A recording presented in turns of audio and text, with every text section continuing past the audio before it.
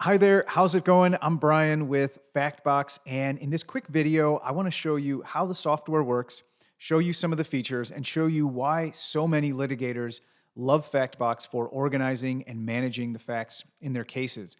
Now, one thing to keep in mind is all of our clients have told us, they use it in their own different way. There's a lot of commonalities, but everyone sort of has their own way that they build it into their workflow. And that's one of the beauties of FactBox is it's very flexible and very simple to use, very intuitive, and you can easily adapt it to your current workflow. So the best thing is for you to actually test out the software for yourself. If you've already taken us up on a free trial, then I would suggest that you watch this video and then try to replicate some of the things I've done and just start adding the facts in your case. I assure you, once you start adding the facts and you start putting the key issues in place, you're gonna see how intuitive it is to use. If you haven't taken us up on that free trial, then I would recommend you sign up. Again, go through the process. When you first sign up, there's going to be a widget that will guide you through a few steps. It'll say, here's how you create a case. Here's how you add a fact. Here's how you add a source or evidence. I recommend you not skip that. It will teach you basically 80%, 90% of everything you need to know to be able to use the software. Again, it's very, very easy to use, very intuitive, but very, very powerful. So with that, let's go ahead and dive in. If you'd like to sign up for that free trial, there should be a button on this page that says sign up for a free trial. So go ahead, click there and get started. But let's go ahead and dive in and let me show you how FactBox works. So the first thing that you'll want to do when you first get in here is you're going to want to create a case. Now, I'll come back to this case later on. This is just a sample case we have with a bunch of facts and dates, and you can see I have a chronology here, but I'll go back and reference this to show you what a built-out case looks like. But the first thing you want to do is actually go up here to the top right and click on Create Case. Now, what we always recommend is you probably have a standard way that you build your cases. So what we always recommend is start with a template. So for example, let's say you do a lot of med-mal, okay? So you can call it your med-mal template. And then when you create it, you're gonna see that on the left here, there's some key issues. Now, these are basically just a starting point. You can edit these, and I encourage you to, first thing to do is click on Manage and then edit these issues. Now, all of this is very simple, drag and drop, very intuitive. You can make it a main issue, a sub issue. You can drag the order. If you want to delete it, let's say I want to delete key facts. I can delete this. It'll prompt me to delete. I'll delete. If I have sub issues within a main issue, then if I click on delete, it'll ask me if I want to reassign the sub issues or delete them all. I'll just delete them all. If I want to add an issue, I could just add it there, drag it. So it'll put it at the bottom. I could drag it, make it a sub-issue of tortious interference. So you get how this works. So basically, for your setup, and think of this as your template, this is going to be your starting point. This saves you a ton of time, so you don't have to start from scratch every single time when you're building out a new case. So these would be the main issues in your case, and you can see how customizable this is. But once you have it set up how you like it, click Save, and then you can see now that'll edit this. Now what you can also do is, and I'll walk you through how to add sources and tags and contributors and facts, but just keep in mind, anything that you add to this template, whether it's evidence or sources, so you can upload your PDFs, upload Excel docs, Word docs, MP3, all file types, add any tags, and I'll show you some ways that people use them in a second here. Add some facts that are facts that you always use. Maybe it's links to case research that you do for this type of case that you always have as a standard that you want to reference. Whatever you add into here, when you now go, so once that's done, when you go to create a case, and now we call it the Smith, actually we'll call it the Johnson med-mal case, whatever it is.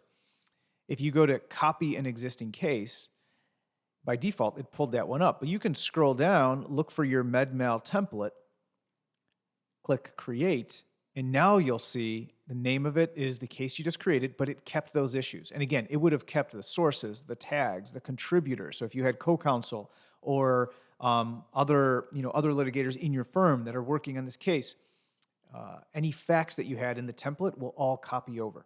So think of this as your base case for your med-mal, uh, you know, case, how you normally organize it, okay? So then at this point, you have two choices, and this is what we typically see when we've interviewed our clients on how they use FactBox. They will either first add all the sources, or they will start adding facts and add the sources, or what you may call evidence, as they're adding those facts. So for example, let's say we're going to add a fact first. So the first thing you do is you can click here, or you can add a fact. So what you would do is you're going to have this, this box that'll pop up. And now you have a few choices. So first, you want to assign it to an issue in the case. So if I don't assign an issue, it's going to create a new issue called Organize Later. It will literally just pop up here, and it'll be assigned to Organize Later, which just reminds me that at some point I have to assign this to an issue. Then I enter a title. So let's say here I want to assign it to an issue. So I'll assign it to Brilliant Ideas and Complaint. So you can see, all I have to do is click. When it's blue, that means it's going to assign to it. If it's not, then it's no longer assigning to it. So I'll assign to those two. And here, if I want, I can add an issue or I could filter, but I'll keep those. So now it's going to go to those two issues over here. Then I'm going to enter a title. Now, one thing I'm going to do is I'm going to show you. I'm going to find something with a date so that I can show you how this works. So we'll grab this here, and we'll go back here. Now, when I paste this in, you're going to notice a few things. First, it grabbed the first few lines of the fact. So all I did was I went to a PDF, I copied this, and I pasted it in here. So it'll grab these first few lines and make it the title. Now, I could change this title to whatever I want. It's just auto-populating some fields to make it easier for you. The next thing is it's going to figure out what's the first instance of a date in that fact. So you could see we had two dates. It grabbed the first one, April 25th, 2002, and it made that the fact or the date for the fact. Now keep in mind, whatever date you use here, this is what's going to be used in your chronology when you sort by key date. Now you have a few choices. You can be as broad as the year or even as specific as the second. Let's say there's cell phone records or something like that, where that's going to be important to have in your chronology. You also have a few options with before and after and date ranges. And you can see here some of the different formats of how specific we can get on the time. But let's go ahead. We'll leave that date. And then you'll notice there's some light formatting you can do here. So you can, if you want to bold this, you can bold it. If you want to highlight, some of our clients have said, hey, they really like annotating documents, so they wanted that feature preserved. So we left that in the software. Now, one thing to keep in mind: whatever annotations you put on here will be exported out when we generate the report, and I'll show you that in a little bit. So again, other things: bullet points, quotes. You could change the font, things like that. You can actually link inside of here with a hyperlink. So the next thing you want to do is set the source or the evidence for this fact. So you have a few options. So you can see when I go to add a source, and I only have to add this the first time. So had I added all the evidence first before I started adding facts, so for example, if I added all my PDFs, and by the way, you have unlimited data storage with FactBox, so you could add all your PDFs or all your files, any file format. It can store any file format you have. Any links, so these are external links, and I'll walk through each of these. But just very quickly, I just want to show you notes, person, and any integrations with Dropbox, Box, or Clio. You could have set all that beforehand and then referenced it here because they would have all been listed for you down here. But we're going to add the evidence as we're adding the facts. So first, let me add a new file. So what I can do is I can go here and I can just drag this file and just drag it into here, and then it's going to add it. So now this has been added into FactBox. So you have access to this file. It's all uploaded into our servers, and then here, if you want, you can specify the page. So check this out here. You have page 71 of this PDF. So what you would do is you would click on that little plus button, type page 71, enter, and now what will happen is, let me save this. So you could see when I save this fact, so far, here's what I've got. I've got it under torturous interference complaint, right? That sub issue. The main issue here, brilliant ideas. The title is Fact 1. You can see the formatting here. And then now we have the source or the evidence. When I click on this, it's going to open it straight to that page 71, right where I grab that fact. So let's say we want to edit this. I can go to edit, and let me show you some of the other sources. So other sources is a link. So a link, pretty straightforward. You could link to any external website. So if you have files stored somewhere else, or there's a site you want to point to, maybe you've done some case research and you want to point to a website, you can do that here. So I'll just put something very simple here just to demonstrate this. But if I click save, now I've got two sources attached to this fact. So if I click save here, now you'll see, excuse me, I've got two sources here. So if I click on this link that I titled Google, could have titled it anything I want, it'll take me straight to Google.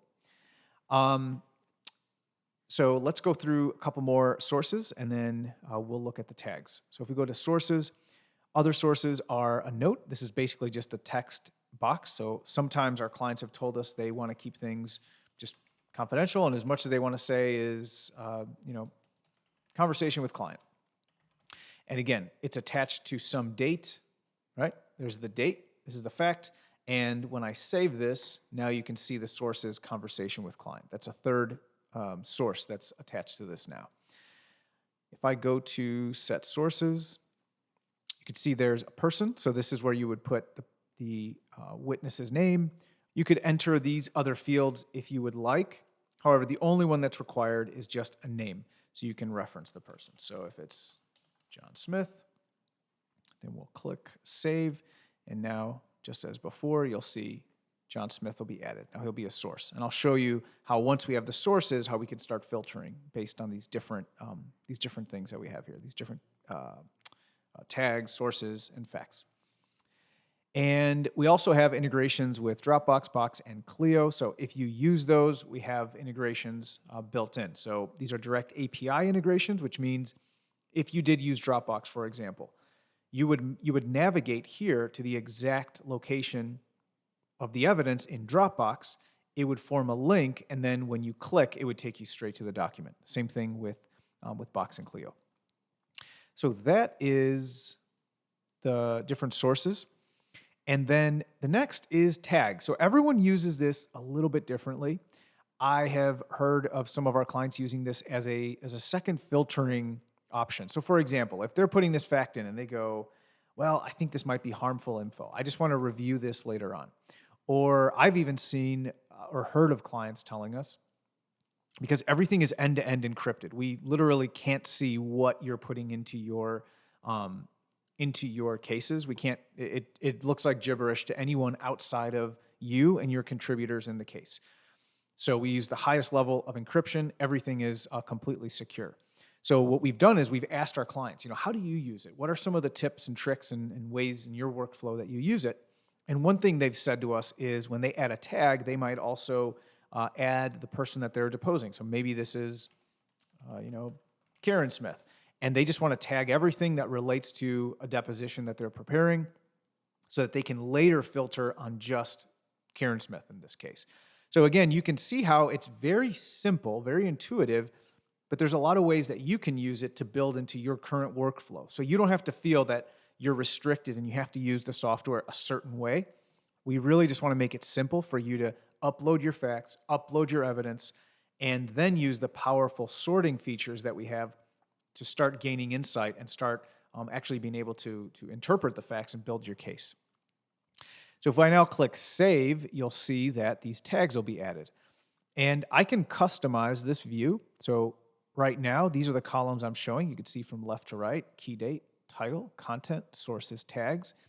If I want to add this issues, it'll add it as a column. If I want to take that away and take tags away, I can clean this up.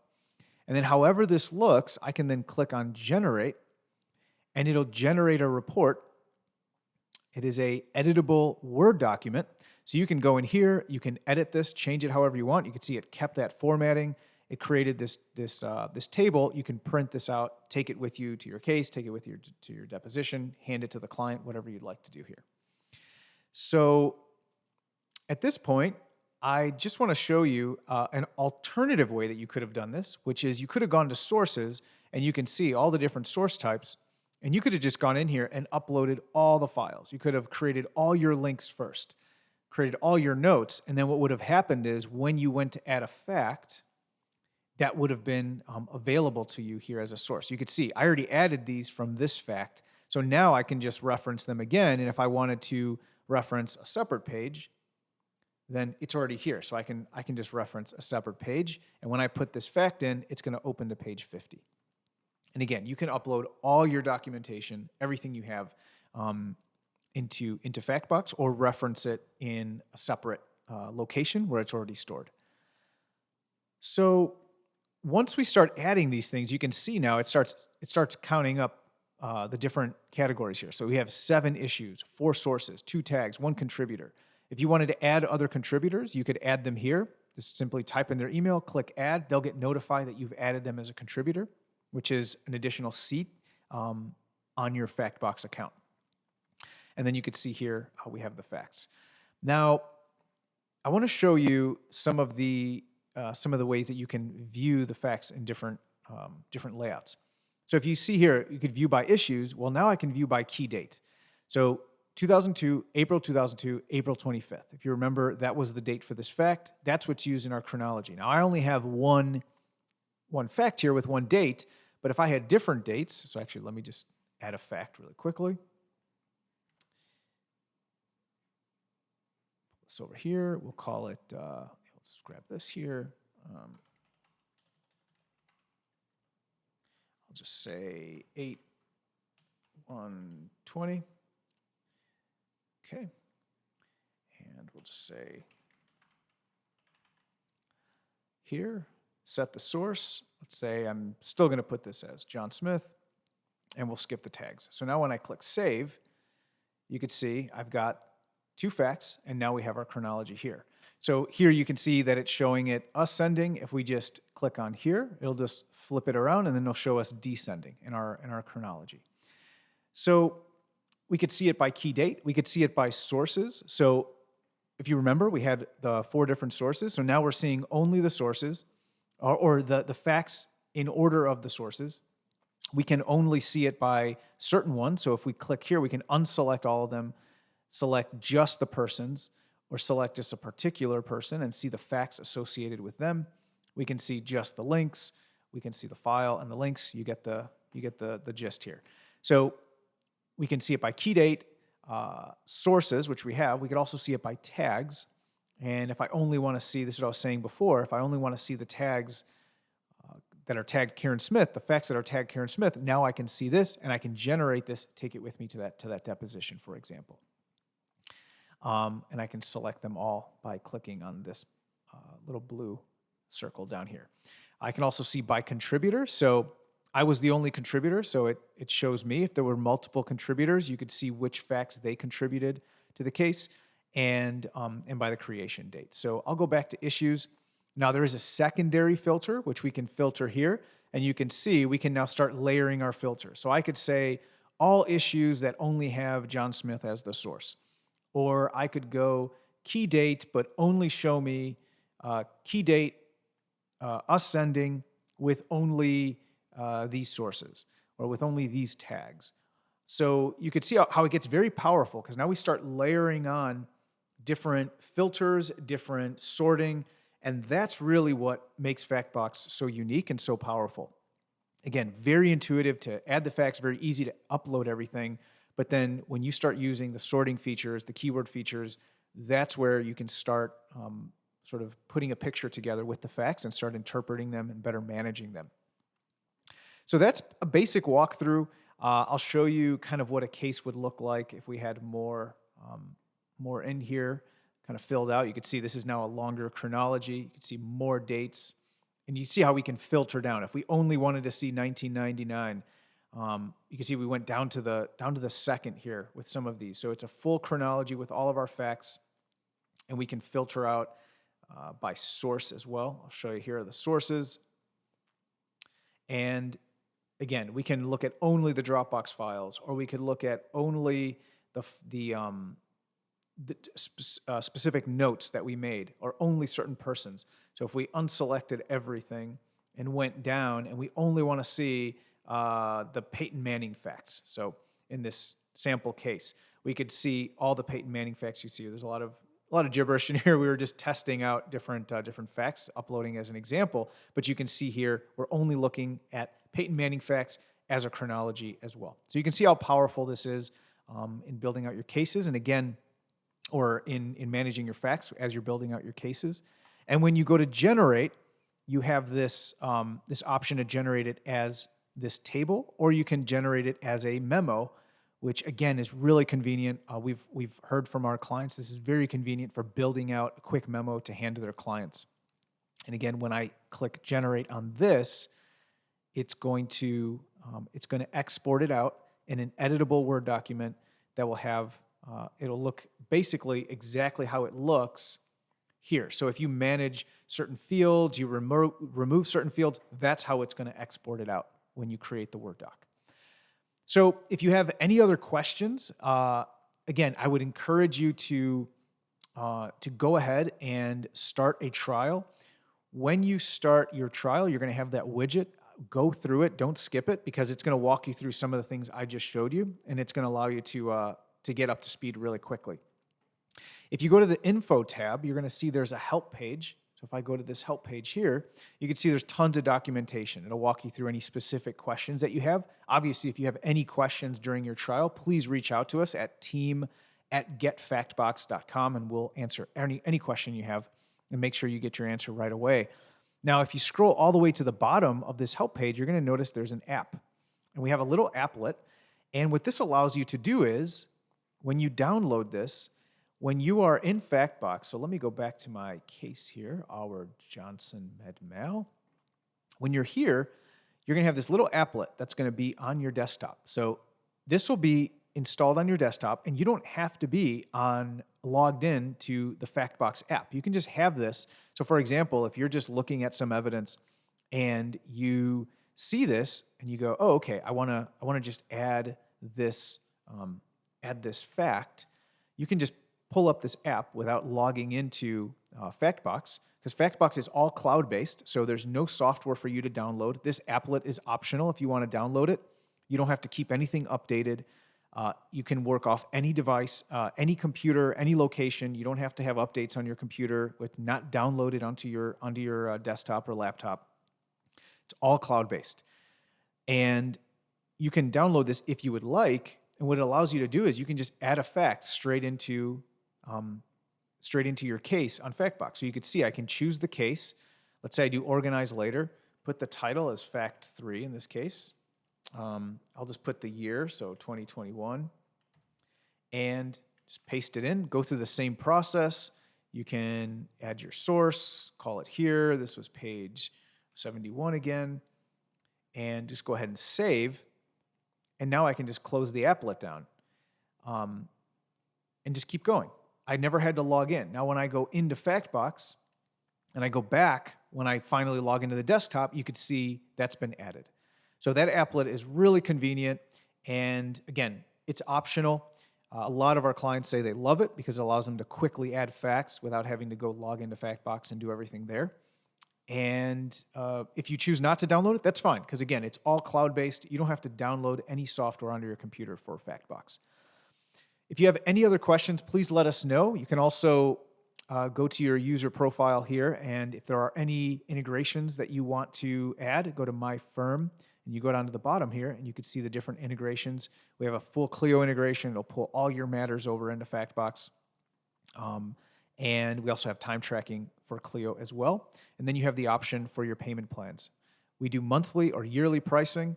If you decide to do monthly, it's $45 per month per seat, unlimited data storage, unlimited cases, and full support, obviously.